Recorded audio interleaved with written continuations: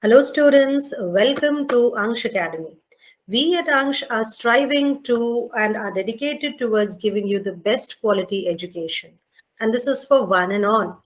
And I'm very happy to welcome you today to my video online lecture of chemistry. Now, in today's class, we are going to learn about a very important topic, but a very simple topic. Very simple topic, important as well as simple topic. Fajan's rule. Yes, students, this is the same topic which you have come across in chemical bonding. Now, although Fajan's rule is a very simple rule, it has got a lot of applications. And that is why through years and years, JEE and NEET have been continuously exploiting this concept. So it's a very simple concept and you can learn it within few minutes. So now let's begin. I assure you that towards the end of this class, you will be knowing every topic you will be able to answer every question related to Fajan's rule. So now let's begin, Bacha. Here, I'm making a bold statement. No bond is 100% ionic or 100% covalent. So this is what we have to keep in mind. No bond is purely ionic or purely covalent. So it means that we are not going to talk about a pure ionic compound or a pure covalent compound. Now, what is a pure ionic compound? What is an ideal case of a pure ionic compound and what is the ideal case of a pure covalent compound? Let us deal with a pure covalent compound or a compound molecule which is seen over here. It is a molecule AA. It is a molecule AA or A2 formed between two atoms A and A. This is the center of or the positive center of one atom, positive center of the other atom. Electrons have been shared by the two atoms. That is why there is a covalent bond formation and there is equal distribution of the electron cloud around the two nuclei. There is equal sharing of electrons, right? What are the points that we need to know for a pure covalent bond? Equal sharing of electrons happen. We are looking that there is a symmetrical distribution of the electron cloud. Plus, we also know that in the formation of a covalent bond, we have got overlapping of the bonding molecular orbitals. The orbitals overlap, thereby electrons are being shared. And the most expected thing is a covalent molecule should be non-polar. There is equal distribution of both the electrons. None of the atoms gets a greater share of the electrons. That is what is the ideal case scenario. So we expect all covalent molecules to be non-polar. Come to the ionic molecule part. For the ionic molecule part, if it is an ideal ionic molecule, a molecule which is formed between a cation and an anion, which is the force of attraction. What keeps them together? It is the electrostatic force of attraction. They are not sharing electrons, students. They are not sharing electrons. It is a give and take relationship. There is a complete transference of electrons from the cations to the anions. There is plus, what do we expect? For even an atom or an ion, in the normal case scenario, we always expect them to be spherical in shape. So ideal ionic compounds will have the cation and anion in a spherical shape. The electrons of the anions and the cations are very much attracted towards the positive centers. They are not inclined or they are not shared with each other. The anion electrons are strongly held by the positive nucleus of the anion and the cation electrons are also strongly held by the positive nucleus of the cation. That is why there is no sharing of electrons. There is no overlapping of atomic orbitals in ionic bond. So pure ionic bonds are these and pure covalent compounds are these. These are the characteristics. But normal conditions, we are not able to find any molecule which is having this ideal case condition. What actually happens? We have got an intermediate state, a state in which a molecule behaves 50%, 51% as an ionic compound and 49% as a covalent compound. Or it may behave 49% as a 49% as an ionic compound and 51% as a covalent compound. So this percentage may vary. So what are we seeing? That any covalent molecule can have an ionic character, and any ionic molecule can also have a covalent character. Got it, students? So we are going to proceed here. So there is an intermediate condition which is mostly prevailing between a pure covalent molecule and a pure ionic molecule. Now, what does Fajan's rule basically deal with? It deals with ionic molecules and the amount of covalent nature appearing in ionic molecules, right? Many students have this conception that, okay, it is related to covalent molecules and how much ionic character is present in a covalent molecule. No, Fajan's rule purely talks about ionic molecules, ionic compounds. So ionic compounds have some covalent character, and that is what Fajan's rule basically talks about. Now, before reading the next line, let's focus on the diagram over here. There is a cation and there is a anion mentioned. Now, this anion is looking as a very big anion. Isn't it a very big anion, students? Yes, it looks a big anion. It means that its center, its positive nucleus, and the outermost electrons are far away. In turn, I can say that the outermost electrons are not very much attracted back to the center. In other terms also, I can say that the effective nuclear charge, or the Z effective, on electrons in outermost shell is less. You can say it anyway, in whichever way you feel comfortable. The point is that outermost shell electrons are so far away from the center of the anion, the positive center, that they are not very much attracted towards the nucleus. So they are basically somewhat free or mobile in the outer shell. Now, if these electrons are being approached by a strong positive center, a small, strong positive center, a cation, what happens? The positive center of the cation is going to start to attract these electrons towards itself. Which electrons? The outermost electrons towards itself. So the outermost electrons are inclined, because they are somewhat free from their nuclei, they start moving towards this positive center, which is small and having a lot of positive charge. So the electrons are trying to move towards a positive center. We find that there is accumulation of electrons near the cation. Which electrons? The outer shell electrons of the anion. Outer shell electrons of the anions. Got it, students? So now, can we expect that due to this localization, we are expecting the orbital, the outer shell, to be somewhat distorted? Or we can say that the electron cloud in the anion may somewhat get distorted. Can I also say, kids, that now we have got more electrons on this side of the anion than on the other side? So the side which is near to the cation is slightly more negative, and the side which is away from the cation is slightly less negative. So within the anion, there is polarization. Firstly, there is distortion of the electron cloud, and we can call this distortion as polarization of within the anion. Why did it develop? Because the outermost shell electrons were being attracted towards the cation. A cation which is a high positive center, and it is smaller in size. Now, so you are seeing polarization in the anion. The cation is polarizing the anion. The next thing which you need to understand here, kids, is that the electrons which have migrated in this region, they are now being shared by, or they are now very much near towards the outer shell of the cation, so that we find that there is somewhat sharing of electrons present between the cations and anion, which is a characteristic of a covalent bond.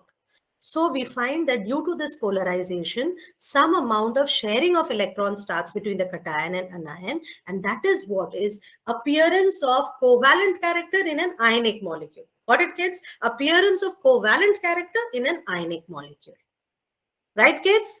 Okay. So now, due to this, we have got some covalent nature in ionic molecules, and this is what Fajan's rule says.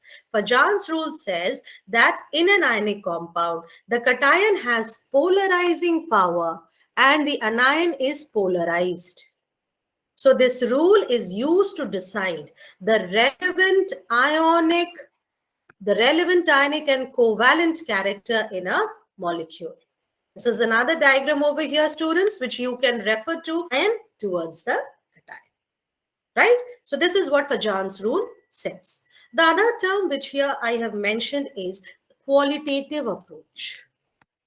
Now, Fajan's rule will tell us that a certain ionic compound is covalent in nature. Got it? But the Fajan's rule is not going to tell me how much percentage of this compound is having ionic character or covalent character. So that is what is a qualitative approach. We are not able to get exact percentage of how much covalent nature has crept in our ionic compound. That is why it is called as a qualitative approach. It is a broad spectrum explanation to the presence of polarization in an anion. The other terms which you need to remember here is, what is the cation doing? The cation is distorting the anion. So the cation is polarizing the anion. So we say that the cation is having polarization power. What is the anion doing? What is happening to the anion, students?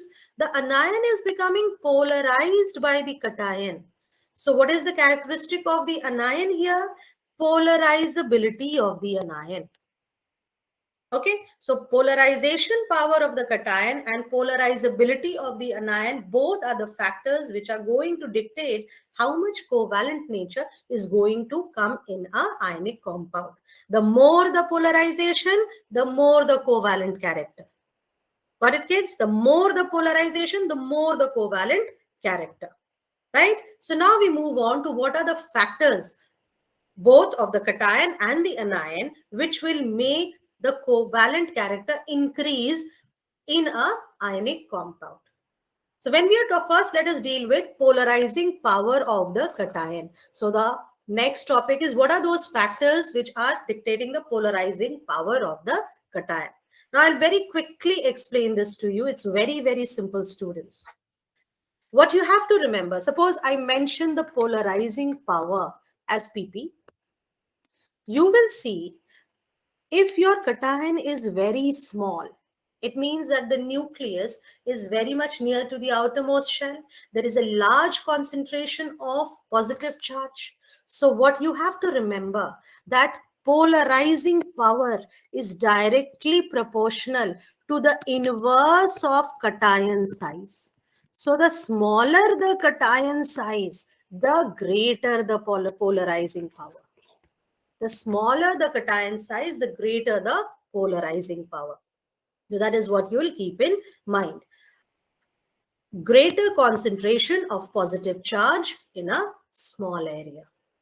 You can look here. Suppose I want to compare the group 1 metals, lithium, sodium, potassium, rubidium, cesium. Of this, lithium is the smallest and cesium is the largest. The size of cesium is the biggest. So as you go down the group, what will you find? That lithium has highest polarizing power. So compounds of lithium will have more ionic covalent nature in the compound as compared to compounds formed by rubidium, cesium, and so on. So it has lithium, because of its small size, will be able to attract the anion electrons easily. So we say that there is a lot of polarizing power in the, if the size is small. What is the other factor that can help you? Polarizing power is also directly proportional to the charge on the cation. In case you have a cation, you have cations which have got different charges. I've got A plus, A2 plus, and A3 plus. I find that because the positive charge in A3 plus is the highest, it is having highest polarizing power. So next thing what you have to remember is that polarizing power is directly proportional to the charge of the cation. Greater the charge, greater the polarizing power. More is the covalent character. Okay, higher the charge, higher the covalent character, more is the polarizing power. Okay, now let us do very simple questions on this. Very simple questions. What is the question? Which one has higher covalent character? Now I've given you a set of elements. I'm asking you which one has higher covalent character.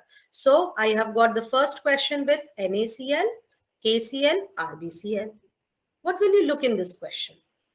In this question, first see that the anion is the same. So you cannot categorize on the anion or distinguish them on the basis of the anion because the anion is same. What about charge? What about charge on the anions? The charge on K plus is also +1 and rubidium is also +1.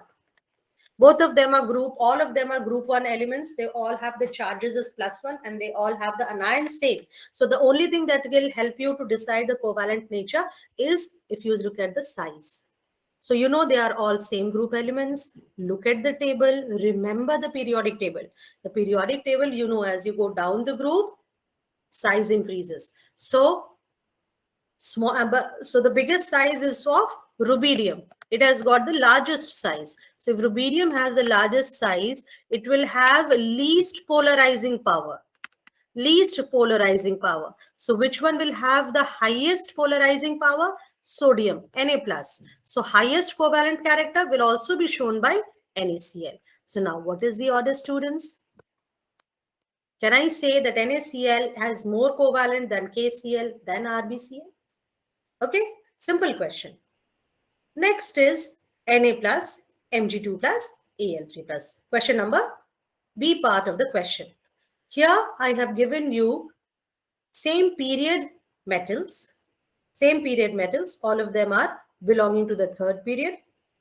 Now, in the third period, although the size increases from left to right, keep in mind that the size increase is not so large. So the only thing which is left for you to compare is the charges. So you find that this is having +1 charge, +2 charge, +3 charge. So aluminium having the highest charge will be having the highest polarizing power. So polarizing power is highest. Here the polarizing power is the lowest. So covalent character will be highest. Covalent character will be lowest. So what is the order, students? This is the order. Simple things, right? So these are the factors which are affecting the polarizing power of the cation. There is one more important factor and a factor which is not understood by many of the students. It is pseudo-noble gas configuration. Pseudo means false.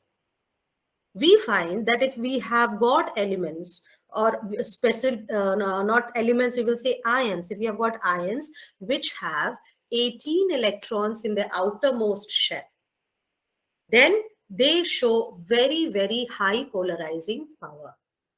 So 18 electrons means their the general electronic configuration should be Ns2, Np6, Nd10. If you find such an electronic configuration, you will find that these ions have very high polarizing power. These cations have very high polarizing power. Therefore, their compounds will be having high covalent nature. Okay, what are those ions? You need to remember these ions. One is our Cu plus ion. It is on the normal conditions, copper ion is what? Copper ions is nothing but you have got 3s2, 3p6, 3d10 and 4s1. When you are having the configuration as 3s2, 3p6, 3d10.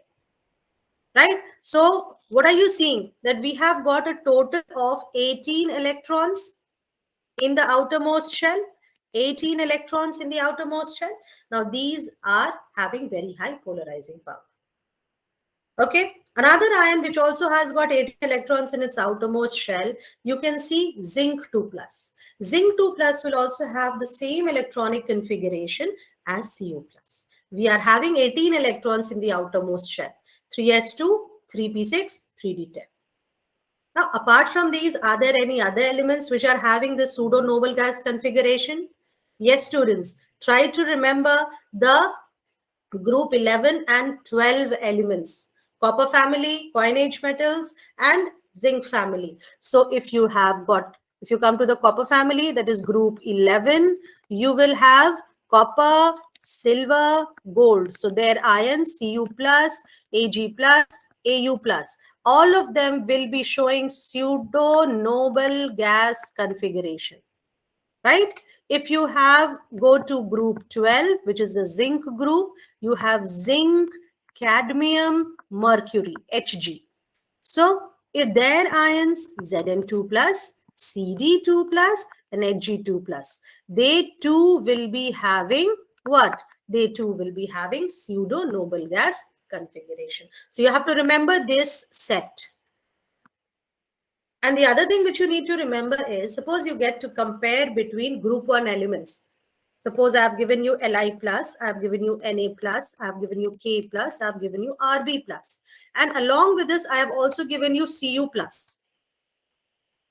And I've asked you to arrange them in the order of increasing covalent nature.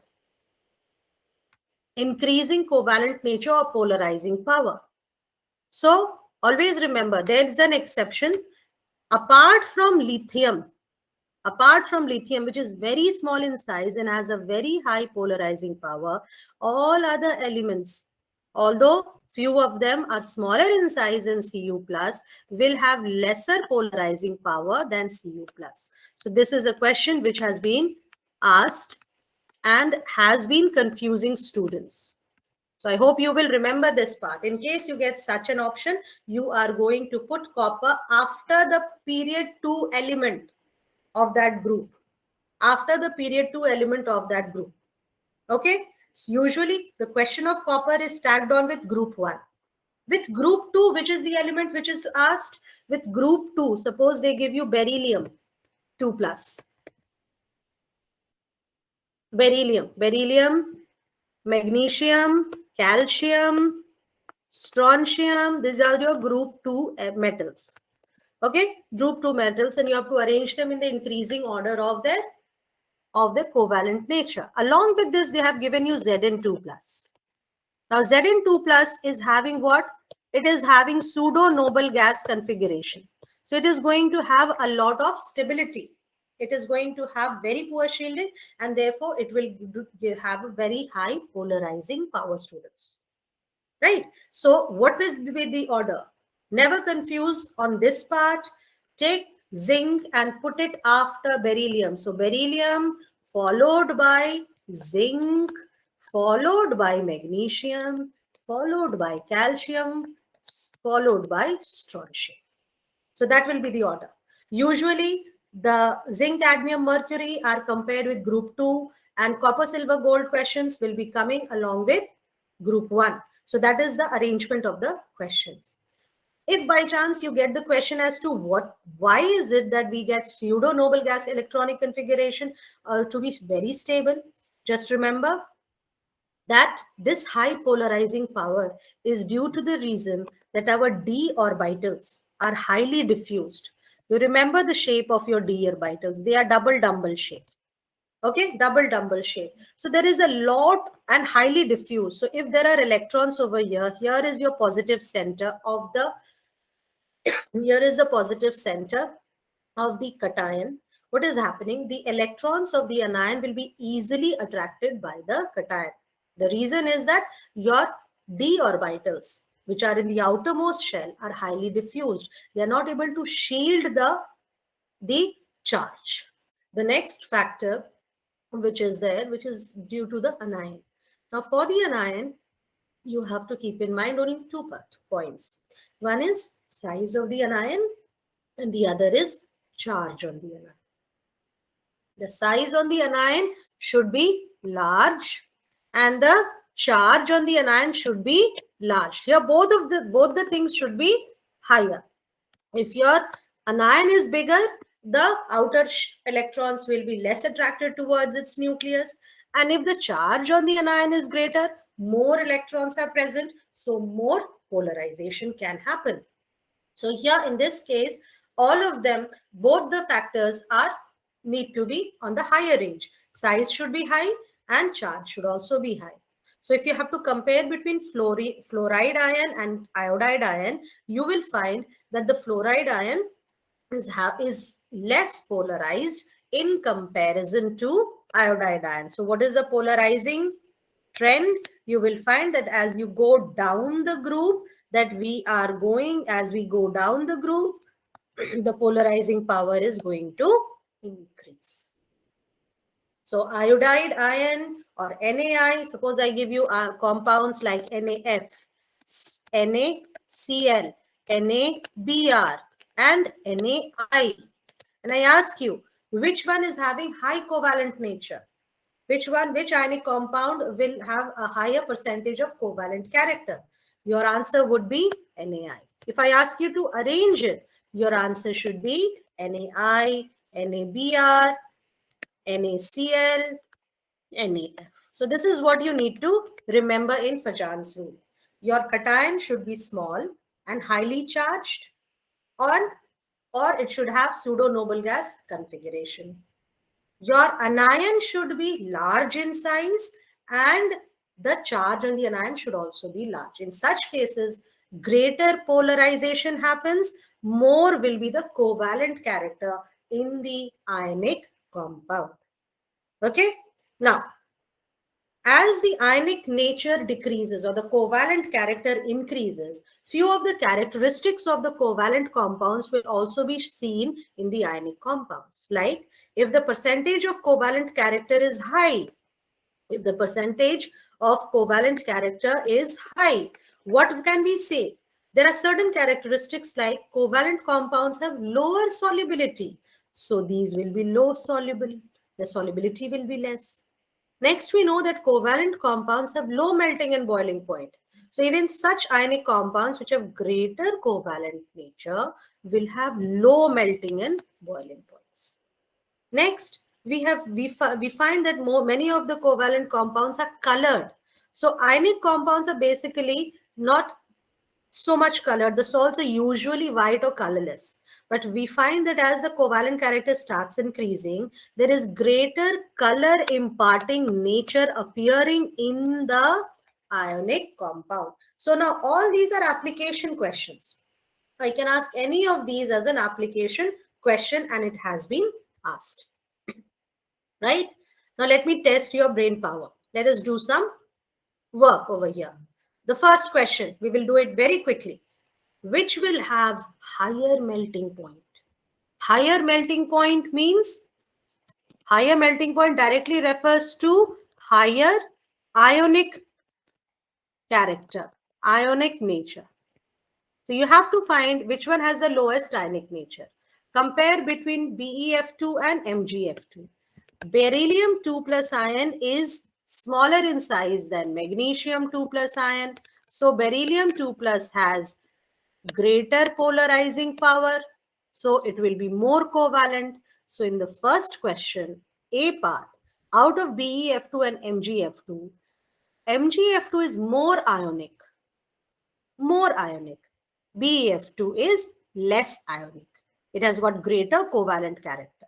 Okay, so in the first case, what is the answer? The answer is MgF2. Second question, now you have to compare between, the cation is the same, anions are different. I have given you CaCl2 and I have given you CaBr2, right? So you have got CaCl2 and CaBr2. CaBr2. Now students, chlorine anion is smaller in size than bromide ion. The chloride ion is smaller in size than the bromide ion. So what will happen? Bromide ion will be more polarized. So what are you going to say? If it is more polarized, so it is having covalent character greater. So out of CaCl2 and CaBr2, what will be your answer? Which one is having a higher melting point? Higher melting point means higher ionic nature. your answer would be CaCl2. Similarly, look at the third question, NaCl and CuCl. In NaCl and CuCl, what are you seeing? You have got a pseudo-noble gas configuration. So CuCl will be more covalent and NaCl will be less covalent. So NaCl will have a higher melting point. Next question, which is more soluble? Which is more soluble? So which is more soluble? For that again, let us, what you have to keep in mind, solubility is directly proportional to the ionic nature. Ionic compounds are easily soluble. No, covalent molecules are not that easily soluble. So if we find that more covalent character is present in the ionic compound, it will be less soluble. Now, out of FeOH whole thrice and FeOH whole twice, one is Fe3 plus ion and the other is Fe2 plus ion. What will you compare? Charge is high for Fe3 plus. So, polarizing power is high. So, covalent character is high. Therefore, solubility would be low. So, solubility will be low. So, if you have to answer in this, what will you say? What is your answer? Your answer would be FeOH whole twice will be more soluble than FeOH whole thrice. Next question, Ag2O and Ag2S. What will you compare here? The cation is same. So you need to compare between oxygen atom and sulfur atom.